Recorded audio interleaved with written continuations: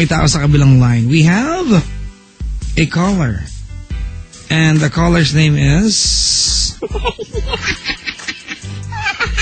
Rene. Rene. Hello? Hello, magandang gabi po. Good morning na po. Ay, good morning po. Anong pangalan? Rene po. Akala ko Rene. Rene, taga saan ka? Quezon City po, Novaliches. Novaliches! Saan ka dyan? Malapit po kami sa Vicas. Talaga? Sa may mini stop? Meron po. Yung Teka lang, Hillcrest, malapit. Ayun, doon nga po. Doon ka sa Hillcrest? Before po ng Hillcrest. Saan ka dyan? Dito po kami sa papuntang Vicas, sa Urduha. Malapit po sa North Olympus. Anong dato puti, ganon? Apo.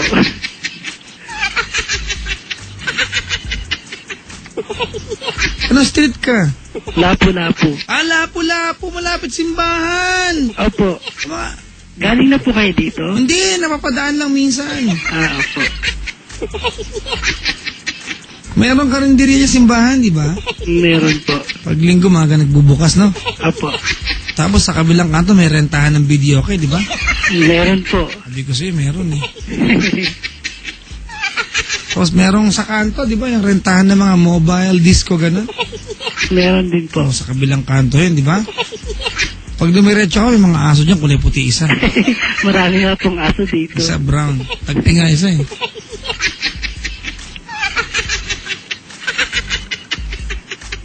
Pero pag tumasok ka ng North Olympus, kakanan ka, kaliwa, diretso, kanan, kaliwa, kaliwa ulit, Bethlehem na yan. Ha? Madalas ako dyan. Galing na rin po ba kayo sa North Olympus? Madalas ako dyan ngayon. Opo. Oo. Bethlehem, ha? Wala lang, nasabi ko lang din. Baka mainis eh.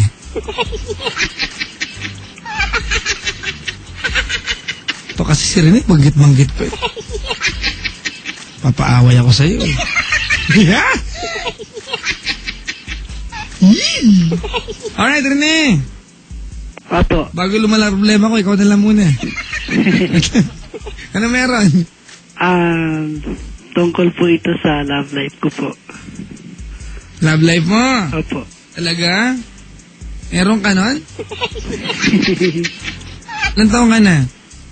39 po. 39! Wow, kuya! Malungkot ka ba ngayon? Opo. Kasi baka binibiro kita, okay lang ba?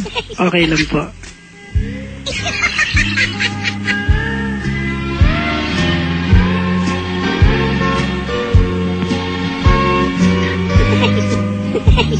Folk dance po. Ladies and gentlemen, the Filipiniana dance troupe. What about a big hand for our Filipiniana dance troupe?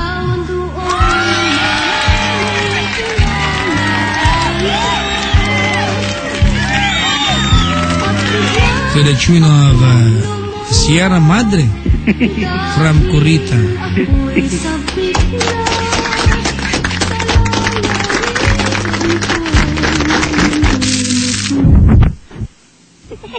Tirimpla ka? Binibiro lang kita. Rene! Opo. Anong ginagawa sa buhay? Sa ngayon po, namamasukan po ako. Saan?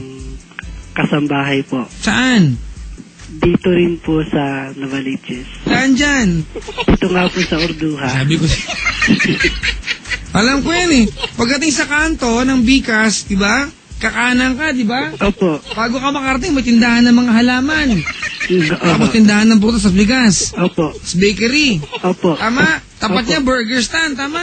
Opo. Tapos kakanan ka, di ba? Aha. Didiretso ka. Bago ka makarating sa unang kanto, may video ka rental pa na naman. Tapos may hams, tama? Meron Pangalawang kanto, kaliwa. Tama, mali? Tama po. Pag kaliwa mo, may simbahan. Nasa Opo. kaliwa mo, tama? Opo. Tapos sa kanan, sari-sari store.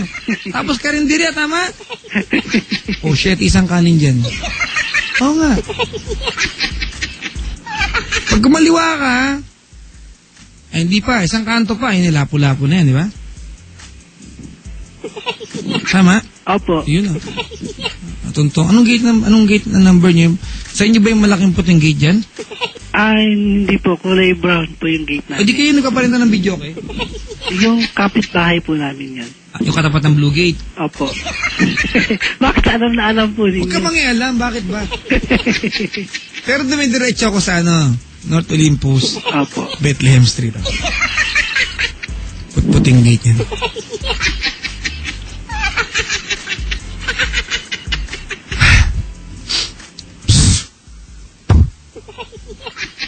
May firecracker. Katabi ng fish cracker. Madali kwento. Kasi po, Papa Jack, wag po kayo mabibigla. Sige, teka lang, kakapit ako. Teka lang. Silent Jing! Di mo basta nakaka-nervous yun, sabihan ka ng, huwag kang bibigla. Sabihin mo na lang. Teka, bigyan mo akong clue. Bigyan mo akong clue, kinakabahan ako.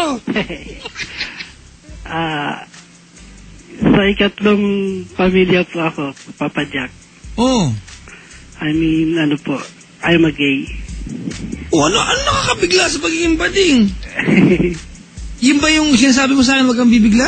Opo. What?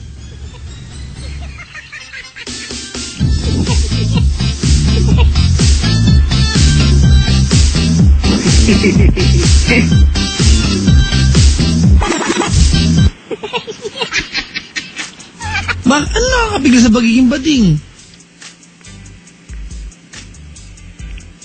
Ha? Ang po, Papa Jack, kasi po, nagkaroon po ako ng karelasyon na younger po sa akin. Ilang taon na? 17 years old. Sabi ko, no? Kaya pedophilia yan?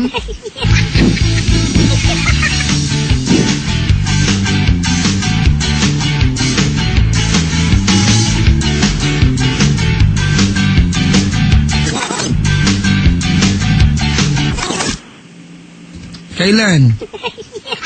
10 months ago na po. Kayo pa rin di na. Hindi na po. Ba't ka naghiwalay? Kasi po, Nakasuhan siyempre ka. po sa umpisa po, Oh. medyo okay kami. Mm. Then, magtagdagal po ng mga ilang buwan, medyo nagkakaroon na po kami ng problema. Natanggap ko naman po na at the first time na naging kami na may girlfriend siya. And then po, dumating po yung time na marami po akong naririnig sa mga barkada na ang sabi, ganun din daw po siya. Lamang dagat din. Ganun So na. ikaw bading ka talaga. Sorry ha, silahis ka ba o bading? Kapag po, hindi ako kilala isang tao. Hindi, yung totoo. Hindi yung sa ibang tao, yung sa'yo. Sa akin po, opo. Bading ka. Ganun po ako I talaga. mean, full pledge. Full po. Full. Opo. Etong nakarelasyon mo, sabi bading din daw. Sabi po, Pero may girlfriend. meron O po. baka amphibian yan. Opo. Diba? Pwedeng... Oh. So, sa akin po, dahil sa nabalitaan ko yun, dahil sa minahal ko naman po siya, kaya ko naman po tanggapin yun dahil nagmahal po ako eh. Kaya kung sino po yung minahal ko, dapat mahalin ko kung ano yung pagkatao niya. Tama! Pero later on po, medyo napakalaking changes na po. Binibigyan niya na po ako ng mga dates na hanggang doon na lang daw po kami. Na talagang hindi na kami pwedeng maging kami uli. Kaya hindi ko po maintindihan kung saan ko po ilalagay ang sarili ko. Di sa bahay lang.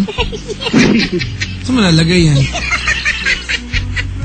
Hindi, ang pinupunta ko dito rin yung kasing sinasabi natin na hindi ko po alam kung yung tatanggapin ko po siya. That's only okay kung mahal ka pa ng taong tatanggapin mo. Opo. Kahit anong sabihin mo, tatanggapin mo yung taong yan, kung di ka naman niya mahal, tatanggapin niya sa'yo? Yun nga po. Diba? Opo. Hiwalay na kayo ngayon. Opo. Siya nakapaghiwalay. Kaya nga po ako naguguluhan dahil may sinasabi siya magbabalikan kami pero hanggang doon na lang sa date na yon, and then after po nun, Alam mo, wala na raw po. ang relasyon ay dapat walang boundaries, walang kontrata, Opo. walang expiration. Diba? Pag nagmahal tayo, we always look forward to forever. Diba? Opo. Walang expiry date, diba? Opo. Dati nung nalala ko, nung high school ako, nagsulat akong love letter. Palagay sa love letters. Di ba may date yan, di ba? Sa kanang bahagi, sa taas date. Opo. Tapos sa kaliwa, dear, my loves, tapos body ng letter. I always put the date eternity. Di ba? Opo. Kasi, ito yung mga bagay na, ito, sinishare ko lang ha. Opo. Hindi ko yung sabing mag-love letter ka din, hindi uso ngayon yan. Pero sweet pa rin. Alright? Opo. Sinasabi ko lang, yung mga pangako, di ba pangako yan? Something to hold on to. But hindi ibig sabihin na, it will always come true. After all, it will all boils down to commitment. Kahit nangako ka, kapag di committed, ano mangyayari? Opo. Di ba? Opo. So, iniwan ka na niya. Opo. Kaya binabanggit ko yun, baka hindi mo mapag-connect, ha? Opo. Ibig ko sabihin dito, ang relasyon walang pruweba, walang kontrata. Kahit pangako hindi kayang pangatawanan, yung kayang ipakita, yung kumbaga, kung hanggang saan kaya mag-stay ng puso. Opo. Lalo pa, hindi mo pwedeng bigyan ng taning. Yung ginagawa niya, di ba? Bigyan niya ng taning. Ano yun? Pagpatak ng katapusan, baka sinabi niya katapusan, hanggang doon lang tayo. Automatically, ayaw na ng puso niya. Ganun nga po yung sinasabi niya po sa akin. Ano yan? Kumbaga, that's the very wrong reason to stay with someone. Kontrata ba yan? Negosasyon? A true love should never look like and feel like it's a negotiation. It should be a partnership. Dapat two-way yan. Ikaw ba nararamdaman importante ka sa kanya? Totoo Opo. lang. Opo. Talaga? Opo. Napaparamdam niya importante ka pa rin? Hindi na po. Oh, yun, di ba? Oh, bakit ka pa nandyan? Ano pang iniiyak mo? Yun nga po eh. So, it Alright. means po ba na I let him go na po at Oo naman. asikasuhin ko na yung sarili ko na wag na po ba akong umasa na magkakabalikan pa po kami? Wag na. Kung magagalit sa akin, ha? Opo. Wag na. Hindi na tama eh.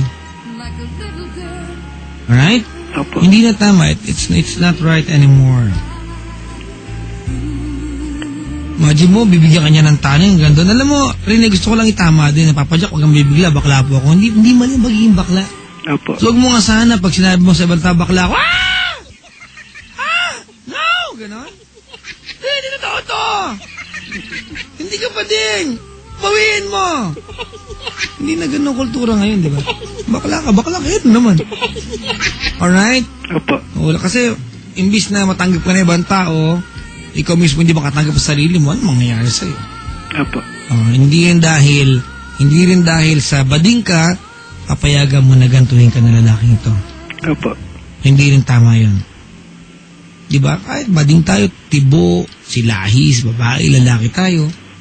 We have, diba, an equal right, diba, and the right to be loved.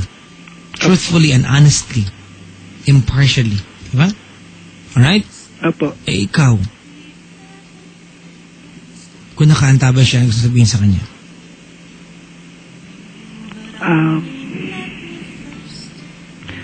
Nagugulahan pa rin po kasi ako eh. Ano first name niya? Noah po. Ha? Noah. Ganda pa ng pangalan, ano? Noah. Sa Bible yan, di ba? Noah. Anong tawagan niyo? Bay.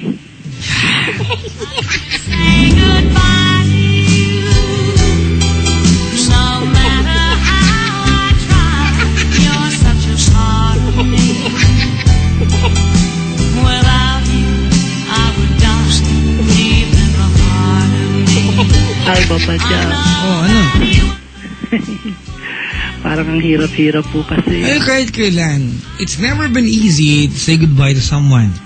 Kahit gagal ka sa tao, di ba? Kahit masama ang loob mo sa tao, hindi mo dali magpaalam. Alam niyo kung bakit?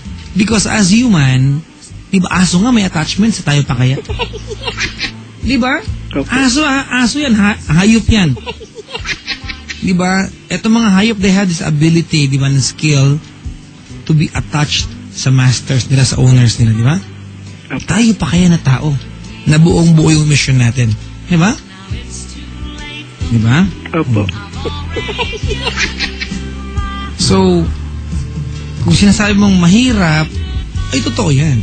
I will not tell you na Hindi totoo yan. That's true. Mahirap talaga.